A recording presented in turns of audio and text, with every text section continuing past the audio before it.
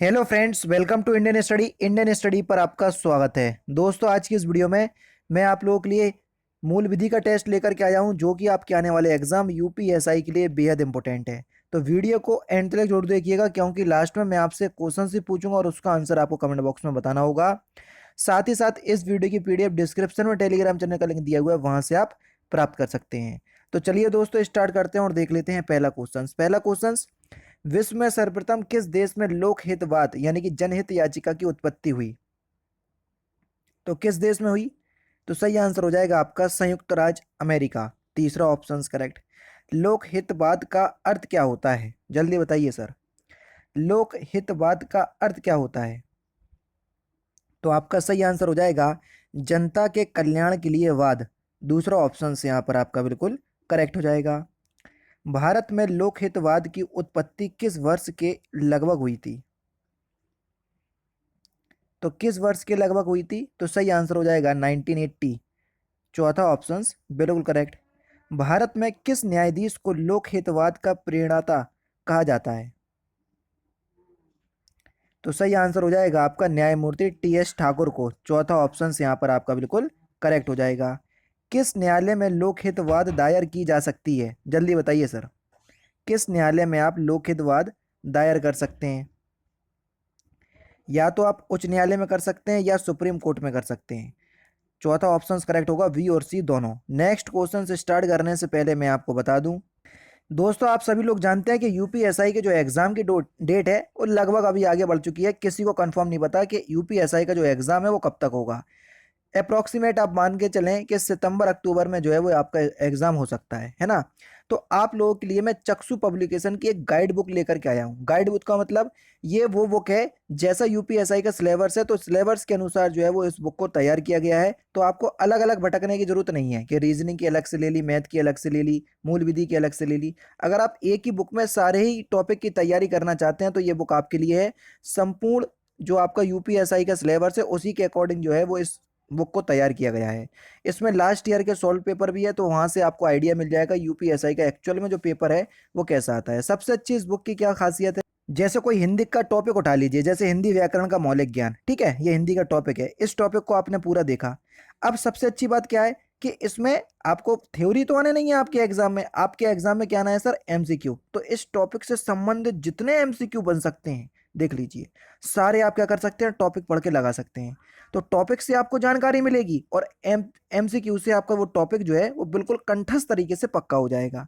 तो इसलिए आप इस अगर आप परचेस करने को इच्छुक हो तो डिस्क्रिप्शन में लिंक प्रोवाइड करवा दूंगा, तो आराम से आप परचेस कर सकते हैं।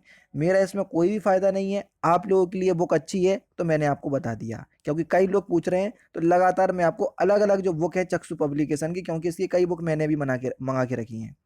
अगर जो आप लोगों के लिए अच्छी हैं तो परचेज कर सकते हैं, ठीक है। ये बुक उनके लिए है जो यूपीएसआई के लिए तैयारी में पहली बार उतरे हैं और जिनको ये तक नहीं पता कि सिलेबस एक्चुअल में यूपीएसआई का है क्या, किस अनुसार से आपको पढ़ना है, तो ये उनके लिए है, ठीक है सर।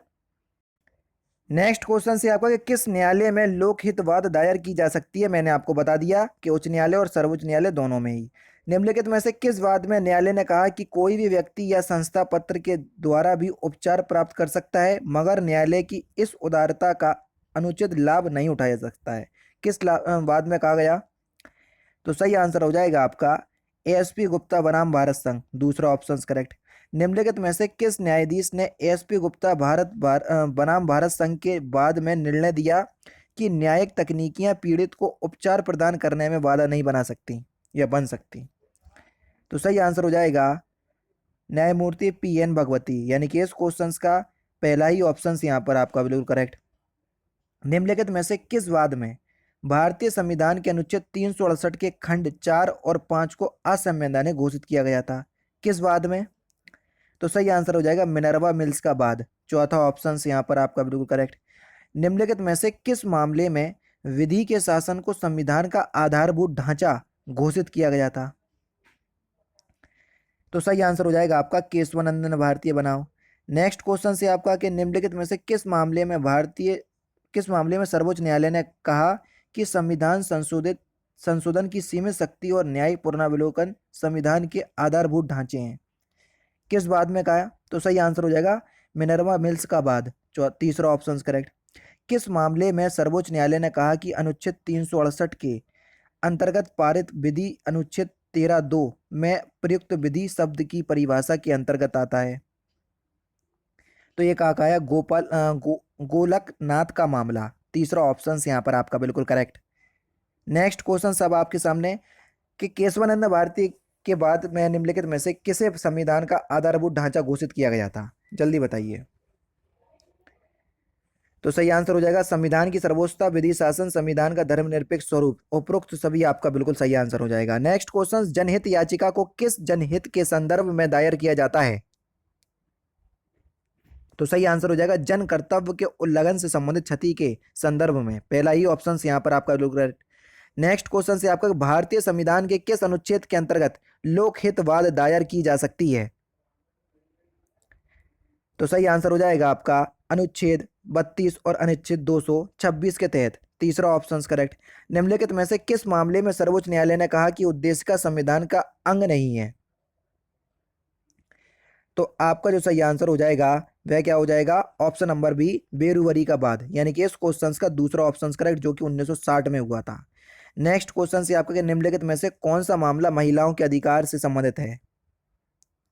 तो सही आंसर हो जाएगा आपका विशाखा का मामला, गौरव जैन का मामला और चंद्रमा दास का मामला। ये सभी मामले जो हैं वो महिलाओं के अधिकार से संबंधित हैं। निम्नलिखित में से कौन सा मामला चिकित्सा सहायता से संबंधित है? तो सही आंसर हो जाएगा आपका परमानंद कटारा बनाम भारत संघ। तीसरा ऑप्शन यहाँ पर आपका बिल्कुल करेक्ट। निम्नलिखित में से किस मामले में यह निर्णय दिया गया कि सड़क पर व्यापार करना अनुच्छेद 21 के अंतर्गत मूल अधिकार नहीं है, अपितु अनुच्छेद 19(1) के 6 के अंतर्गत मूल अधिकार है? तो आपका सही आंसर हो जाएगा सोहन सिंह बनाम दिल्ली नगर समिति नगर निगम समिति बाद। पहला दूसरा ऑप्शन करेक्ट। चमेली सिंह बनाम भारत उत्तर प्रदेश राज्य के बाद में किस अनुच्छेद 21 के अंतर्गत मूल अधिकार घोषित किया गया? तो सही आंसर हो जाएगा आश्रय का अधिकार। पहले ही option correct. Delhi Domestic Working Women's Forum बनाम यूनियन ऑफ इंडिया के मामले में निम्नलिखित में से किसे मूल अधिकार घोषित किया गया था? तो सही आंसर हो जाएगा पुनर्वास एवं प्रतिकर। दूसरा ऑप्शन करेक्ट। किशोर सिंह बनाम राजस्थान राज्य निम्नलिखित में से किससे संबंधित है? तो सही आंसर हो जाएगा आपका अमानवीय व्यवहार के विरुद्ध संरक्षण। पहला ऑप्शन यहाँ पर आपका बिल्कुल करेक्ट। नेक्स्ट क्वेश्चन, मुरली एस देवरा बनाम भारत संघ का वाद संबंधित है किससे? तो आपका जो सही आंसर हो जाएगा वह हो जाएगा सार्वजनिक स्थानों का धूम्रपान निषेध से। तीसरा ऑप्शन यहाँ पर आपका बिल्कुल करेक्ट हो जाएगा। नेक्स्ट क्वेश्चन, निम्नलिखित में से किस मामले में सर्वोच्च न्यायालय ने कहा कि पुलिस अभिरक्षा में मृत्यु होना विधि शासन द्वारा शासित शब्द समाज में सबसे खराब अपराध है? तो सही आंसर हो जाएगा डी के बसु बनाम पश्चिम बंगाल राज्य। तीसरा ऑप्शन यहाँ पर आपका बिल्कुल करेक्ट। निम्नलिखित में से कौन सा मामला राष्ट्रगान से संबंधित है? तो सही आंसर हो जाएगा संजीव भटनागर बनाम भारत संघ। और लास्ट क्वेश्चन सर आपके सामने, लोकहितवाद दायर किया जा सकता है किसी व्यक्ति के द्वारा जिसके मूल अधिकारों का अतिक्रमण हुआ हो, उसके द्वारा, किसी व्यक्ति या संस्था के द्वारा, या सरकार के द्वारा? तो इस क्वेश्चंस का आंसर जो है आप मुझे कमेंट बॉक्स में बताएंगे। तो दोस्तों ये थे मूल विधि के इंपॉर्टेंट क्वेश्चंस जो कि मैंने आज की वीडियो में आपको कंप्लीट करवा दी है। वीडियो अगर आपको अच्छी लगी हो तो प्लीज़ दोस्तों वीडियो को लाइक और शेयर जरूर कर दीजिएगा। तो दोस्तों फिलहाल की वीडियो में सिर्फ इतना ही। अगर आपको वीडियो पसंद आए तो प्लीज़ दोस्तों वीडियो को लाइक कीजिए, शेयर कीजिए और साथ ही साथ हमारे चैनल को सब्सक्राइब करना ना भूलें, क्योंकि मैं रोजाना इसी तरह के वीडियोस आप लोगों के लिए लाता रहता हूँ। नमस्कार दोस्तों, जय हिंद, जय भारत।